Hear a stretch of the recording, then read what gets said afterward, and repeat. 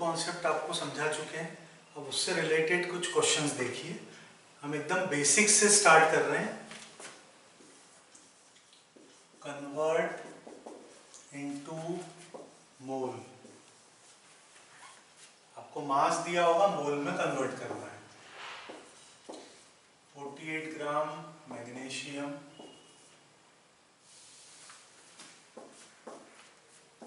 54 gram water. फॉर्मूले आपको याद है ही। सबसे पहले आप देखिए कि दिया हुआ जो सब्सटेंस है वो एलिमेंट है या कंपाउंड है। यदि एलिमेंट है तो एटॉमिक मास लेना है, कंपाउंड है तो molecular mass. Number of moles के लिए क्या फॉर्मूला है? मोल्स का फॉर्मूला होता है मास अपॉन एलिमेंट है तो एटॉमिक मास से डिवाइड करना है, और कंपाउंड है तो नंबर ऑफ मोल्स कैसे फाइंड आउट करेंगे? मास को डिवाइड करेंगे कंपाउंड के मॉलिक्यूलर मास से। तो मास आपको दिया है 48 ग्राम। एटॉमिक मास, मैग्नीशियम का एटॉमिक मास होता है 24, तो ये आ जाएंगे 2 मोल। इजी है ना, बिल्कुल बेसिक से हम शुरू कर रहे हैं। यहाँ देखिए मास दिया है 54 ग्राम। मॉलिक्यूलर मास, वाटर का मॉलिक्यूलर मास होता है 18, ये आ जाएगा 3 मोल। तो जब भी मास दिया है उसको मोल में कैसे कन्वर्ट करेंगे? एलिमेंट है तो एटॉमिक मास से डिवाइड करना है, कंपाउंड है तो मॉलिक्यूलर मास से डिवाइड करना है। अब इसका रिवर्स करते हैं, कन्वर्ट इनटू मास।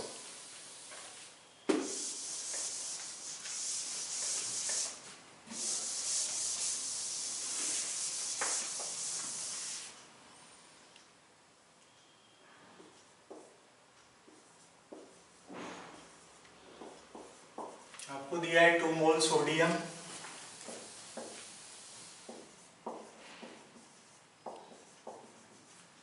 3 मोल अमोनिया। अब यहाँ मोल दिया, आपको मास चाहिए।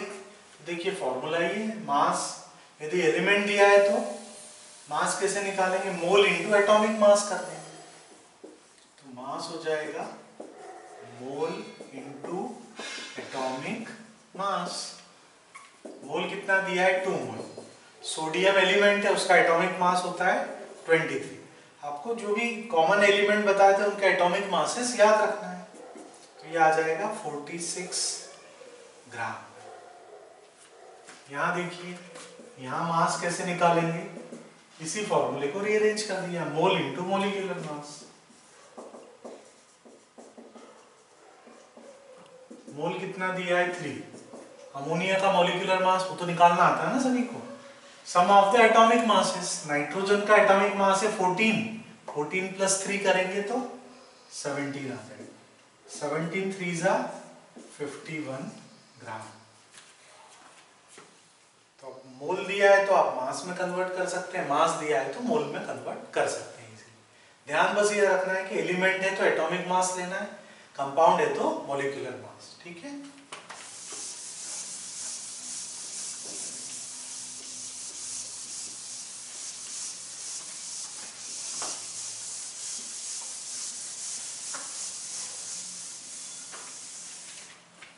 नेक्स्ट देखिए, calculate mass of 1 atom of magnesium. कई लोगों को ये कंफ्यूजन रहता है कि एटॉमिक मास और मास ऑफ 1 एटम सेम है, लेकिन वो सेम नहीं है। देखिए, आपको मैग्नीशियम के एक एटम का मास कैलकुलेट करना है ग्राम में। तो ये फॉर्मूला भी आपको बताया था हमने, मास ऑफ 1 एटम इन ग्राम। क्या करेंगे इसके लिए? Atomic mass upon Avogadro number से डिवाइड करेंगे। एटॉमिक मास क्या होता है? 1 मोल एटम का मास, यानी Na एटम का मास एटॉमिक मास है। तो एक एटम का मास क्या होगा? Atomic mass divided by Avogadro. Magnesium का एटॉमिक मास कितना है? 24। एवोगैड्रो नंबर 6.022 × 10⁻23, ये आएगा ग्राम में। 6.022 जब आप कैलकुलेशन कर रहे हैं तो इसको अप्रोक्सीमेटली 6 मान लीजिए, वहां तो एक्चुअल आंसर होगा ही, यहाँ अभी फास्ट कैलकुलेशन के लिए अपन उसको 6 मान लेते हैं। 24 को 6 से डिवाइड करेंगे आ जाएगा 4, ये 10 टू द पावर 23 है, ये ऊपर जाकर क्या हो जाएगा 10 टू द पावर -23। तो देखिए 1 एटम का मास है मैग्नीशियम के 4 इंटू 10 टू द पावर -23, और 1 मोल एटम का मास कितना है 24 ग्राम, डिफरेंस है ना दोनों में। इसी टाइप से calculate mass of 1 molecule of water, water के 1 मॉलिक्यूल का मास हमें कैलकुलेट करना है। इसी के पैरेलल आप फॉर्मूला अप्लाई कर सकते हैं, mass of 1 molecule of water, क्या होगा फॉर्मूला बता सकता है कोई? ये होगा molecular mass divided by Na। Water का मॉलिक्यूलर मास कितना है 18 ग्राम, एवोगैड्रो नंबर से डिवाइड करेंगे, फिर से लिखेंगे पूरा, लेकिन कैलकुलेशन करते समय अप्रोक्सीमेट 6 ले लीजिए, 18/6 आ जाएगा 3, मतलब ये 6 पॉइंट समथिंग है तो 3 से थोड़ा सा कम आएगा 2.95 2.98, अभी हम अप्रोक्सीमेट ले रहे हैं 3, ये 10 टू द पावर 23 इसको न्यूमरेटर में लेंगे तो क्या हो जाएगा -23। समझ में आया? तो किसी भी एलिमेंट के आप एक एटम का मास निकाल सकते हैं, यदि वो मॉलिक्यूलर फॉर्म में एग्जिस्ट करता है तो एक मॉलिक्यूल का मास निकाल सकते हैं, कंपाउंड के एक मॉलिक्यूल का मास आप कैलकुलेट कर सकते हैं। अब आपको डिफरेंस समझ में आ रहा है कि 1 एटम का मास या 1 मॉलिक्यूल का मास और मॉलिक्यूलर मास या एटॉमिक मास में क्या डिफरेंस है। तो एटॉमिक मास क्या है, मास ऑफ 1 मोल एटम्स, और मॉलिक्यूलर मास क्या है, मास ऑफ 1 मोल मॉलिक्यूल्स। ठीक है,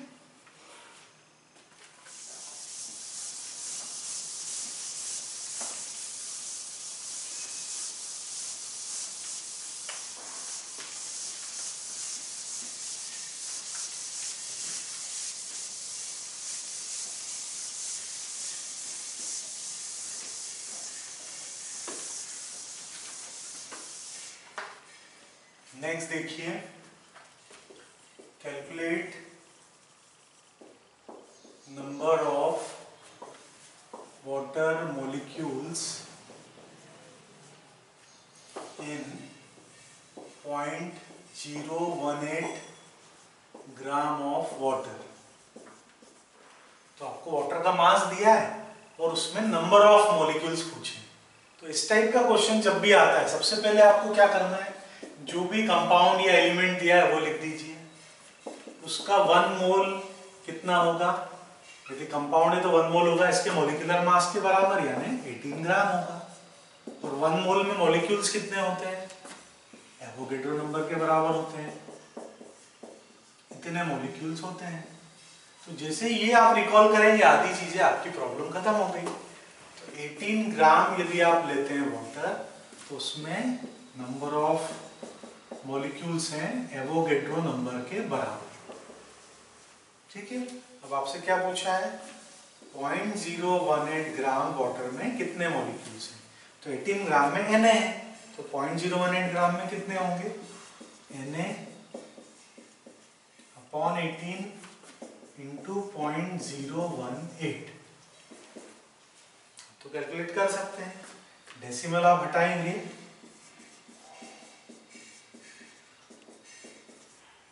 थाउजेंड से डिवाइड कर दिया, देखिए 18 से 18 कैंसिल हो जाएगा, 23 जीरो है, ये 3 जीरो कैंसिल कर दीजिए, तो आंसर क्या आ जाएगा 6.022 into 10 to the power 20 molecules. Easy है ना, धीरे धीरे हम लेवल बढ़ाते जाएंगे, लेकिन बेसिक चीजें आपको आती है तो आप सोच पाएंगे। ठीक है, नेक्स्ट क्वेश्चन देखिए,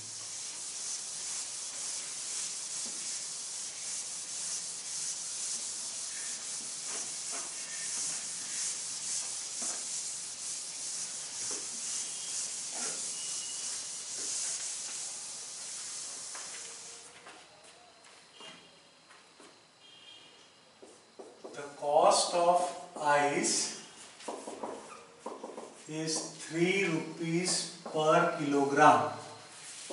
Calculate cost पर मोल। तो आपको आइस की कॉस्ट दी है, कितनी दी है? 3 रुपीज पर किलोग्राम, और आपको कॉस्ट कैलकुलेट करनी है पर मोल। बिल्कुल आसान है। देखिए 1 किलोग्राम कुछ भी हम लें तो उसमें कितने ग्राम होते हैं? 1000 ग्राम। तो 1 किलोग्राम की कॉस्ट दे रखी है, मतलब 1000 ग्राम की कॉस्ट दे रखी है। तो 1000 ग्राम आइस मतलब वाटर। आइस का फॉर्मूला और वाटर का फॉर्मूला सेम ही है, सब जो फिजिकल स्टेट है वो अलग अलग है। तो 1000 ग्राम आइस बोले हैं, 1000 ग्राम मोलिकुलर फॉर्मूला तो वही रहेगा। 1 किलोग्राम मतलब 1000 ग्राम वाटर की प्राइस कितनी दे रखी है? 3 रुपीज। आपसे क्या पूछा है? कॉस्ट पर मोल। तो वाटर का 1 मोल कितने ग्राम होता है? उसके मोलिकुलर मास के बराबर 18 ग्राम। तो 18 ग्राम की कॉस्ट क्या हो जाएगी? 3/1000 इंटू 18, ये हो जाएगा 54/1000। ठीक है, इसको आप लिख सकते हैं 54 इंटू ये 10 टू द 3, इसको ऊपर ले लें तो क्या हो जाएगा? 10 टू द पावर -3, इतने रुपीस। और इसको आप साइंटिफिक नोटेशन में कन्वर्ट करना है तो 5.4 न्यूमेरिकल वैल्यू हम कम कर रहे हैं, 1 यूनिट से कम कर रहे हैं, तो पावर 1 यूनिट से बढ़ जाएगी, मतलब -2 हो जाएगी, इतने रुपीस। ये पर मोल प्राइस है। ठीक है, फिर से बताएं, 1 किलोग्राम मतलब 1000 ग्राम, तो 1000 ग्राम की कॉस्ट दी है 3 रुपीस। आपसे पर मोल पूछी है, 18 ग्राम की पूछी है, तो ये हो जाएगा 54/1000। उसको लिखने के कई तरीके हो सकते हैं।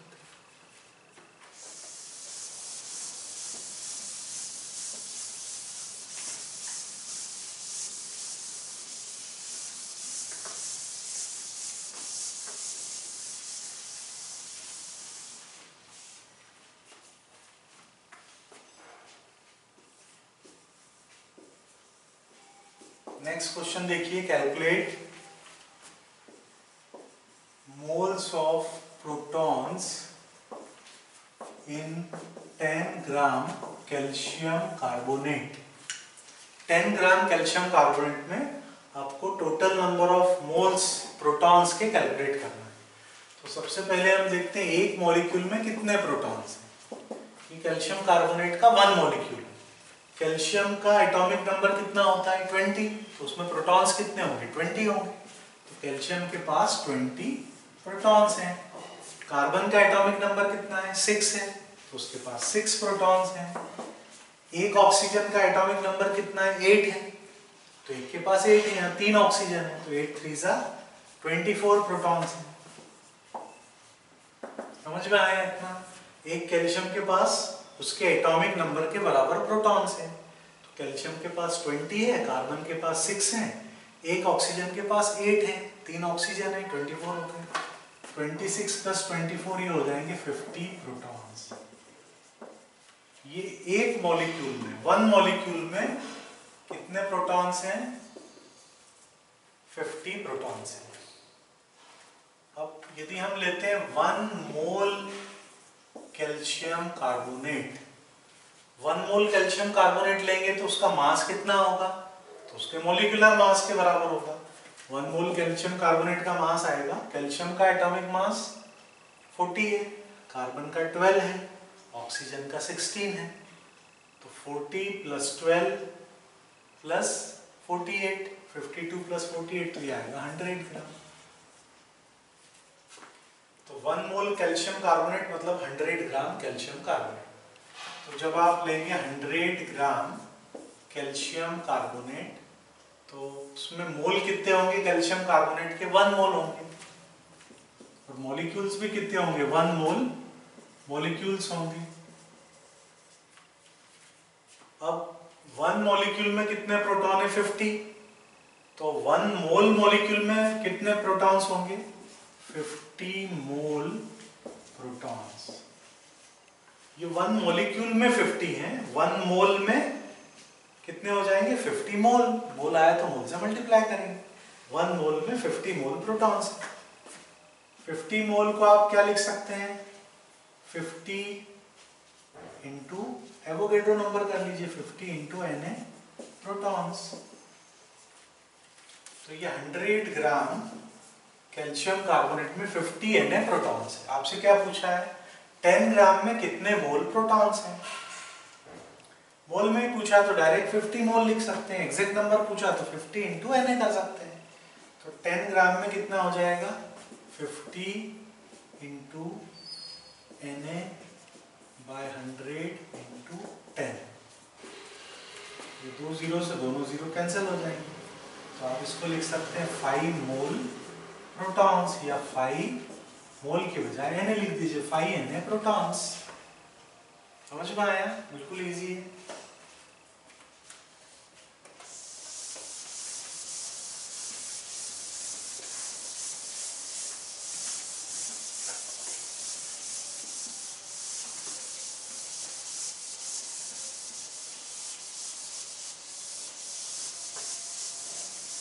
इसी टाइप से इसी के पैरेलल एक और देखिए, calculate total number of moles of electrons in 3.42 gram aluminium sulphate. 3.42 gram of aluminium sulphate. अब यहाँ इलेक्ट्रॉन्स पूछे हैं। सबसे पहले हम 1 मॉलिक्यूल में इलेक्ट्रॉन्स का नंबर कैलकुलेट करेंगे। 1 मॉलिक्यूल लें यदि एल्यूमिनियम सल्फेट का, उसमें कितने इलेक्ट्रॉन्स होंगे।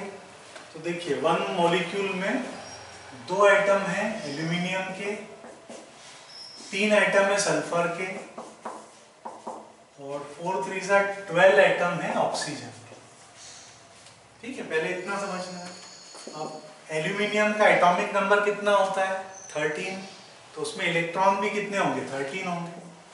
2 इंटू 13 ये एल्यूमिनियम के इलेक्ट्रॉन्स होते हैं। एक सल्फर का एटॉमिक नंबर होता है 16, तो सल्फर जब न्यूट्रल है तो इलेक्ट्रॉन कितने होंगे, 16। एक एटम में 16 है, 3 एटम में 48 हो जाएंगे। ऑक्सीजन के एक एटम में कितने इलेक्ट्रॉन्स होते हैं, एटॉमिक नंबर के बराबर, यानी 8। ये हो गया 26 प्लस 48 प्लस 96। ठीक है, इसको कैलकुलेट कीजिए कितना आएगा, 96 प्लस 48, 96 प्लस कर दे 100 प्लस 144 प्लस 26, ये आ जाएगा 170। तो 1 मॉलिक्यूल एल्यूमिनियम सल्फेट में 170 इलेक्ट्रॉन्स है। ठीक है, अब 1 मोल यदि आप लेते हैं, 1 मोल एल्यूमिनियम सल्फेट, तो 1 मोल एल्यूमिनियम सल्फेट का मास कितना होगा, उसके मॉलिक्यूलर मास के बराबर। एल्यूमिनियम सल्फेट का मॉलिक्यूलर मास कितना होता है, 342 ग्राम। ठीक है, तो 342 ग्राम यदि आप एल्यूमिनियम सल्फेट लेते हैं, मतलब 1 मोल एल्यूमिनियम सल्फेट लिया है, उसमें इलेक्ट्रॉन्स कितने होंगे, तो 1 मॉलिक्यूल में 170 इलेक्ट्रॉन, 1 मोल में 170 मोल इलेक्ट्रॉन्स होंगे। 1 में 170 है तो 1 मोल में 170 मोल, तो इसमें 170 मोल इलेक्ट्रॉन्स प्रेजेंट है। और 1 मोल का मास कितना है, 342 ग्राम, मतलब 342 ग्राम एल्यूमिनियम सल्फेट में 170 मोल इलेक्ट्रॉन्स प्रेजेंट है। आपसे पूछा है 3.42 ग्राम एल्यूमिनियम सल्फेट में कितने मोल इलेक्ट्रॉन्स होंगे, बिल्कुल इजी हो गया। तो 170 डिवाइडेड बाय 342 इंटू 3.42, ये कितना आ जाएगा, 100। 170 बाय 100, ये आ जाएगा 1.70 मोल इलेक्ट्रॉन्स। आया समझ में सभी को। अब फिर से एक बार रिपीट कर दें, आपसे पूछे हैं 3.42 ग्राम एल्यूमिनियम सल्फेट में number of moles of electron. हमने क्या किया, एक मॉलिक्यूल में पहले इलेक्ट्रॉन का नंबर निकाला, 170 है। 1 मोल में कितने मोल इलेक्ट्रॉन होंगे, 1 में 170 है तो 1 मोल में 170 मोल इलेक्ट्रॉन, और 1 मोल एल्यूमिनियम सल्फेट का मास उसके मॉलिक्यूलर मास के बराबर है, मतलब 342 ग्राम। तो 342 ग्राम में 170 मोल इलेक्ट्रॉन्स है, तो 3.42 ग्राम में कितने हैं वो कैलकुलेट कर।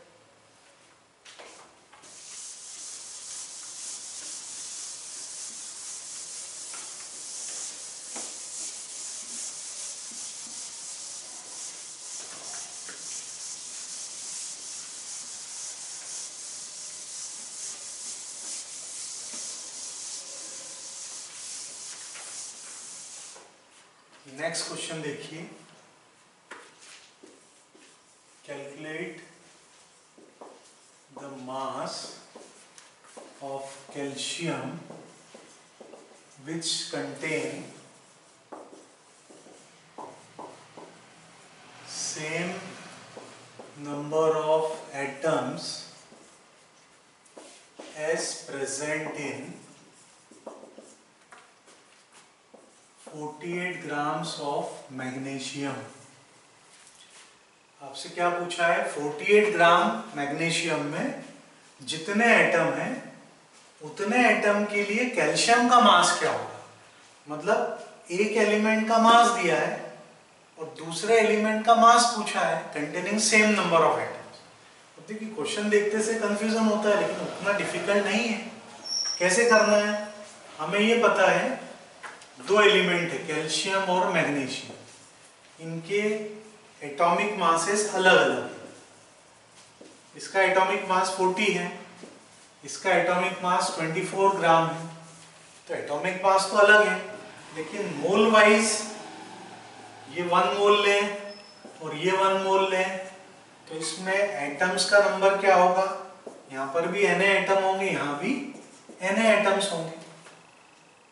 मतलब मास वाइज तो दोनों अलग अलग हैं, एटॉमिक मास डिफरेंट है, लेकिन 1 मोल में दोनों के एटम सेम हैं।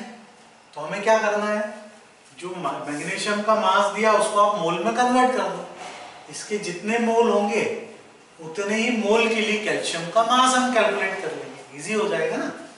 तो देखिए मैग्नीशियम के नंबर ऑफ मोल्स हम निकालते हैं, मोल्स ऑफ मैग्नीशियम। मैग्नीशियम का मास दिया है 48, एटॉमिक मास है 24, ये मैग्नीशियम के मोल आ गए 2। 1 मोल में इसमें भी Na एटम है, इसमें भी Na एटम है, तो 2 मोल में दोनों के एटम्स बराबर होंगे। तो 2 मोल के लिए हम कैल्शियम का मास कैलकुलेट कर लेते हैं। कैल्शियम के 2 मोल का मास क्या होगा, 1 मोल का मास होता है 40 ग्राम, तो 2 मोल का मास कितना होगा 80 ग्राम। तो जितने एटम मैग्नीशियम के 48 ग्राम में होंगे उतने ही एटम कैल्शियम के 80 ग्राम में होंगे। समझ में आया, फिर से देख लीजिए। आपसे क्या पूछा है, 48 ग्राम मैग्नीशियम में जितने एटम्स हैं उतने एटम के लिए कैल्शियम का मास पूछा है। तो हमें ये पता है कि दोनों स्पीशीज अलग अलग है तो एटॉमिक मास डिफरेंट है, बट दोनों का मोल वाइज आप एटम नंबर ऑफ एटम्स देखें तो वो सेम आएगा। 1 मोल में दोनों में Na एटम है, तो हमने क्या किया, मैग्नीशियम को मोल में कन्वर्ट किया, 2 मोल आया, और 2 मोल के लिए कैल्शियम का मास निकाल लिया। तो 48 ग्राम में जितने एटम्स है उतने ही एटम कैल्शियम के 80 ग्राम।